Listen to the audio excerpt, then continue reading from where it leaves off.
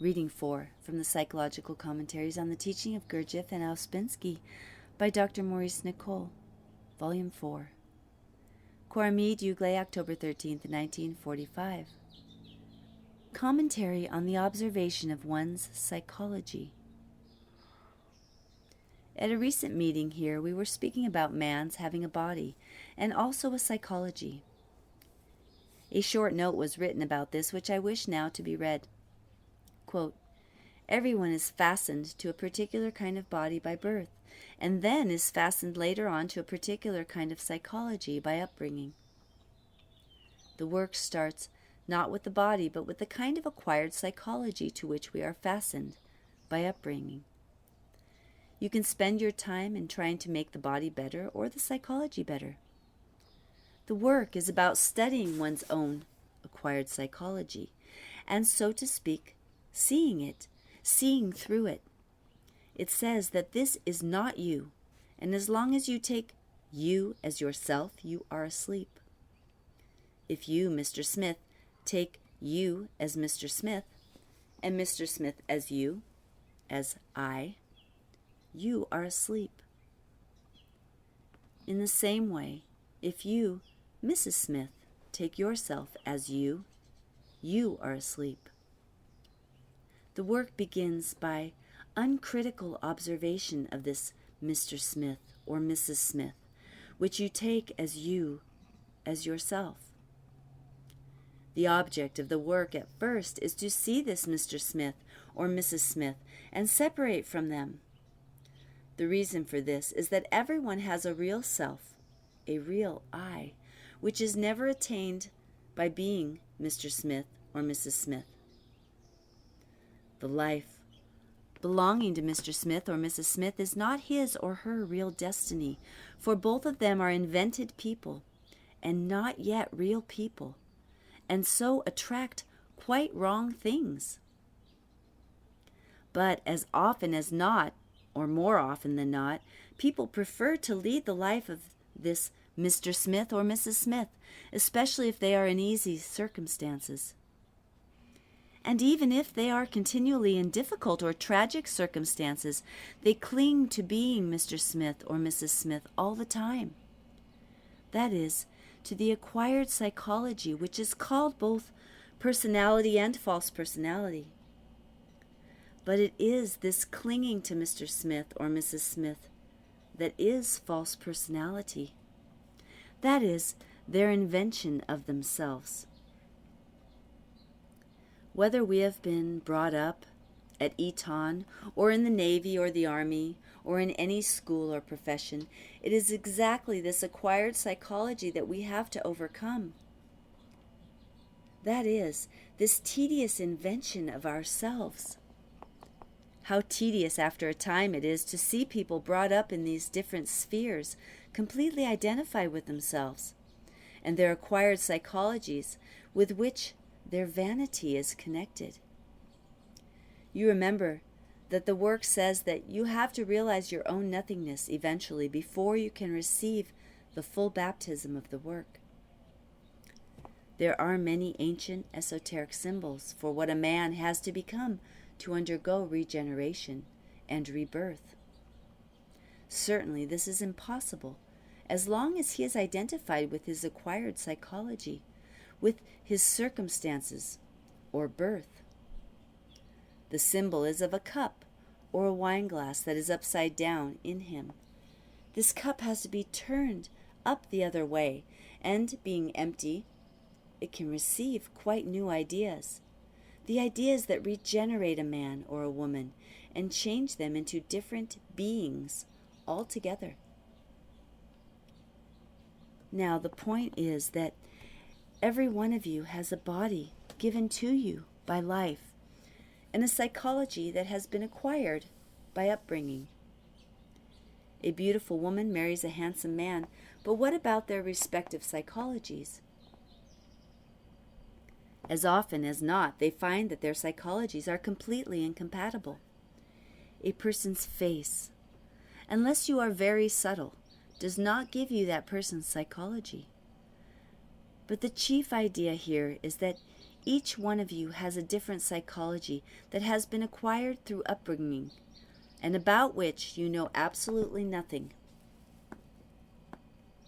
We were talking on another occasion about this question of each person's having a psychology, and I said that it was extraordinary that it takes us so long in the work to realize that we have, each of us, a particular kind of psychology, quite apart from our physical body. As you know, the work starts with your psychology, with the kind of person you are psychologically. We agreed that this recognition that one has a particular kind of psychology with various attitudes and buffers and opinions and so on, is not experienced by people in general, and that people, since they do not see their psychology, always imagine that they are open-minded, unbiased, and, as it were, quite free in their psychological makeup. People start from this idea. They may be aware of their bodies, but not of their psychologies. They do not see, for example, that they may be psychologically extremely narrow, extremely difficult, extremely biased. Quite the contrary. They feel that they are without any psychology, as it were, and so they get to the illusion, amongst many others, that they can always help everyone, comfort them, mother them and father them, and so on. Now the work starts with self-observation, and self-observation does not start with the body, which after all you can observe in the mirror every day, but with what kind of person you are psychologically.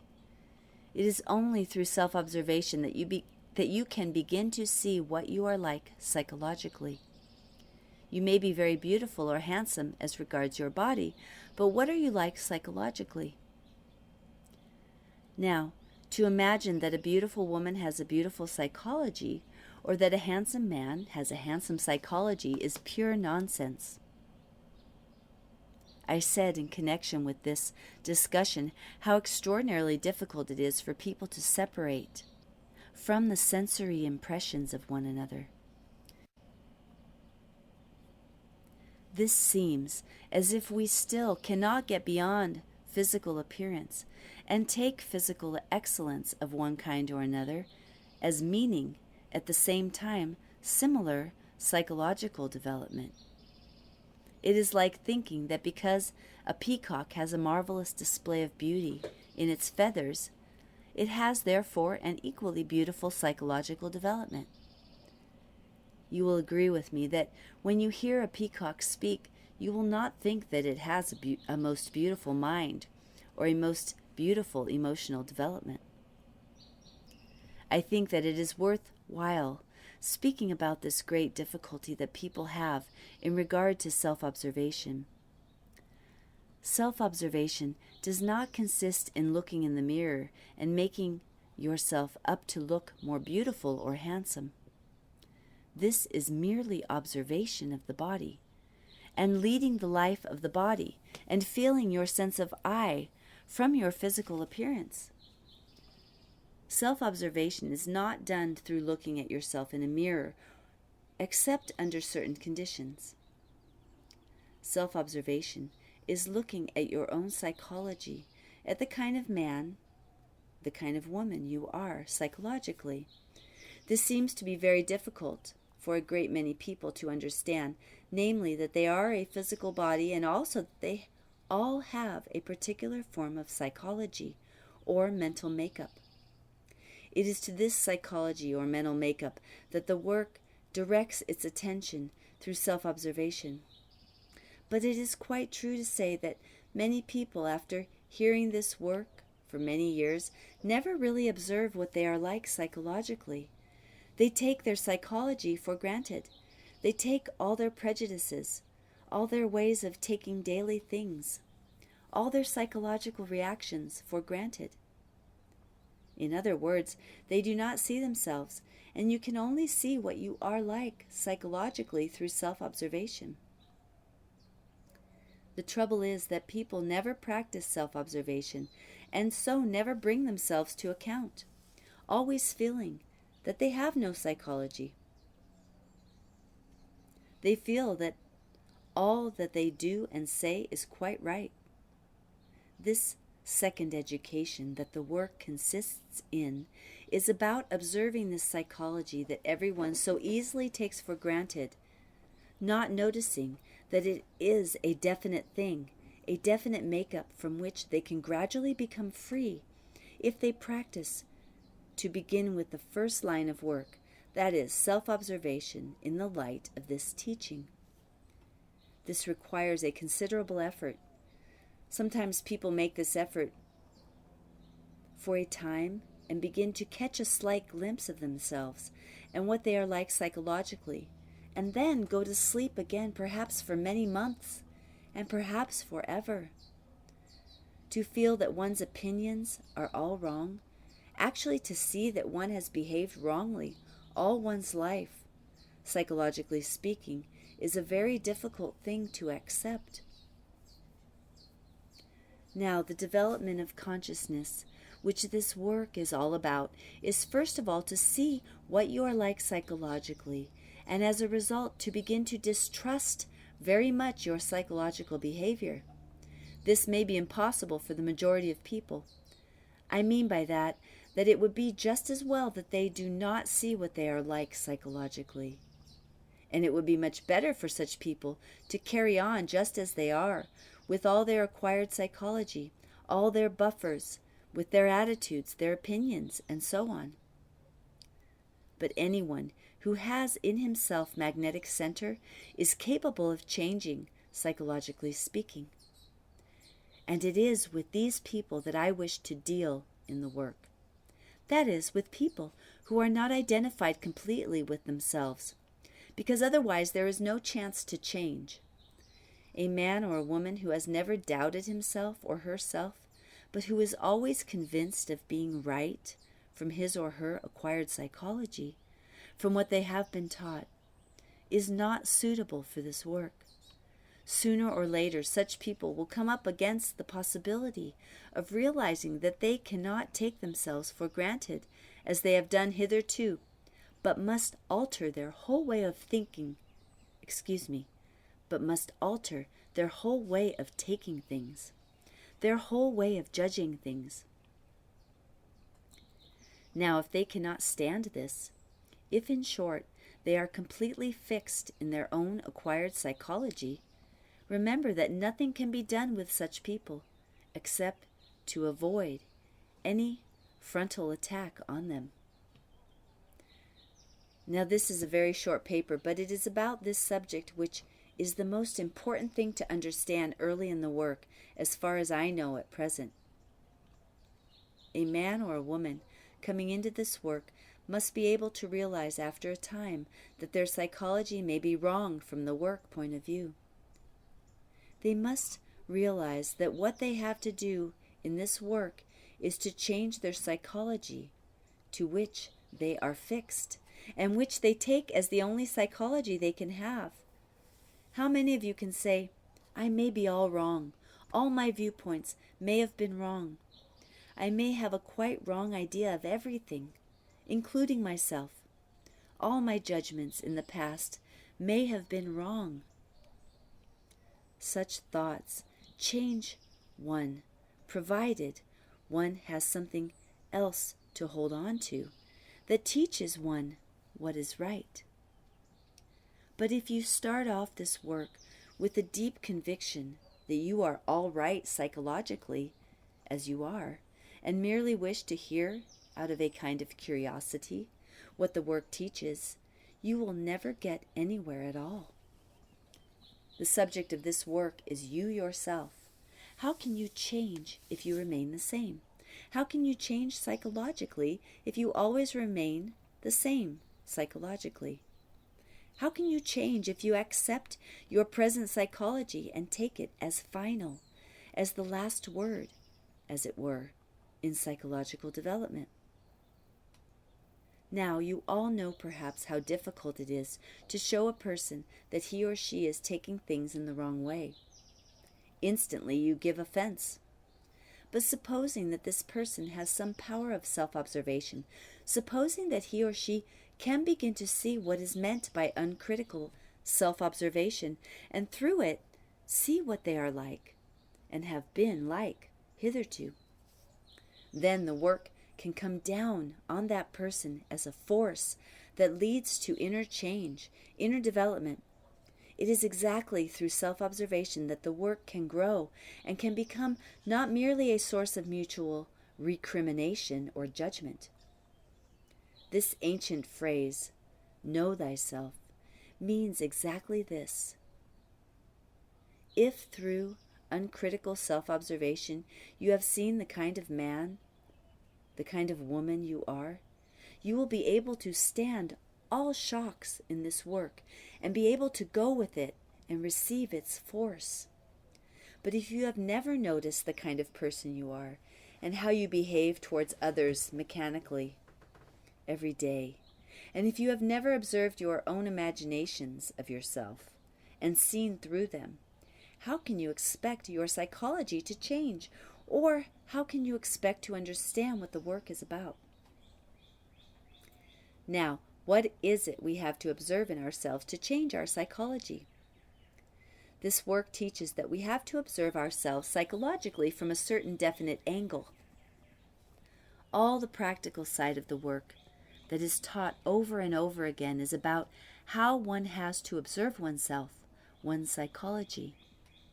Do you wish me to enumerate again all the things that the work teaches about practical self-observation?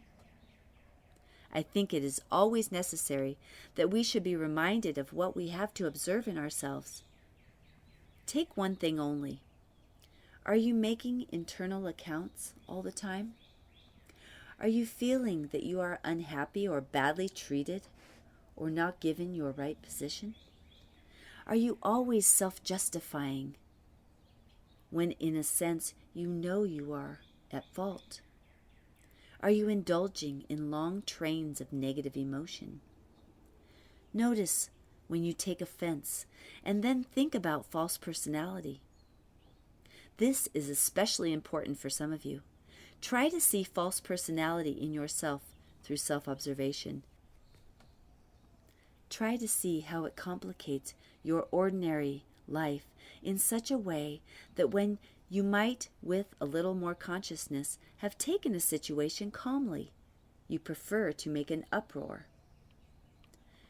Try to observe your opinions, and when you are speaking from your opinions, without any real thought.